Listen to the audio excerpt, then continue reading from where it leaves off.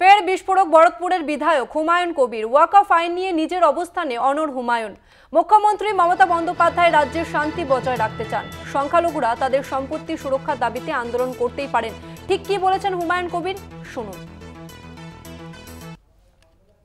মুখ্যমন্ত্রী তিনি একজন সাংবিধানিকভাবে সর্বোচ্চ পদে আছেন।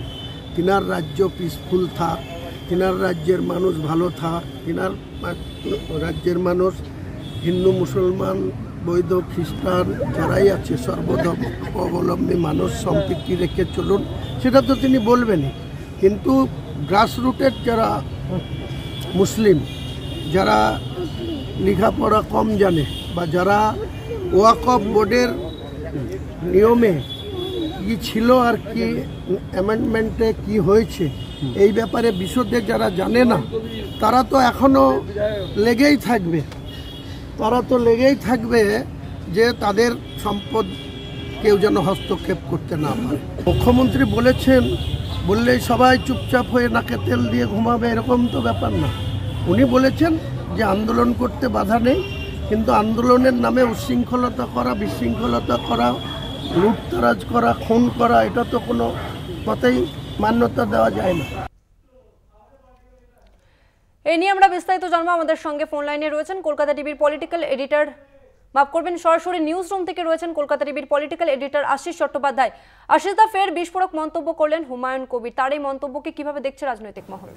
দেখো, এটার গুরুত্ব হচ্ছে এই যে ওয়াকফ বিরোধী যে আন্দোলন আমাদের রাজ্যে বিভিন্ন জায়গায় দেখা গেছে, এবং কোনো জায়গায় সেই ইস্যু বা অন্য ইস্যুকে কেন্দ্র করে কিছুটা হিংসাও আমরা দেখতে পেয়েছি। তারপরে মুখ্যমন্ত্রী বলেছিলেন যে শান্তিপূর্ণভাবে আন্দোলন করুন, কিন্তু কোনো হিংস্র আন্দোলন করা যাবে না রাজ্যে।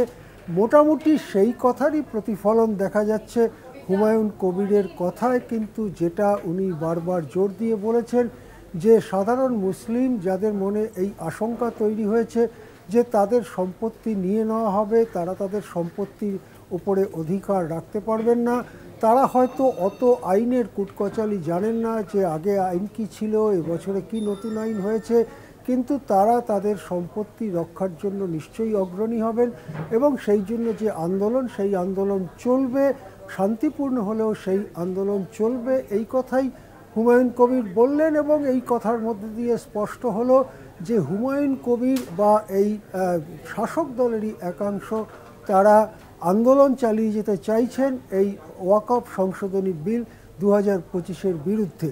এখন দেখা যাক দলের থেকে কেন্দ্রীয়ভাবে কোনো বার্তা দেওয়া হয় কিনা। ধন্যবাদ আপনাকে আশিসদা।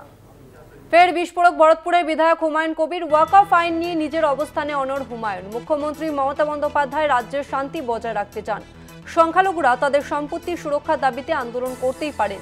শান্তি বজায় রাখতে শান্তিপূর্ণ আন্দোলন বন্ধ থাকতে পারে না, ঘোষণা বিধায়ক হুমায়ুন কবিরের।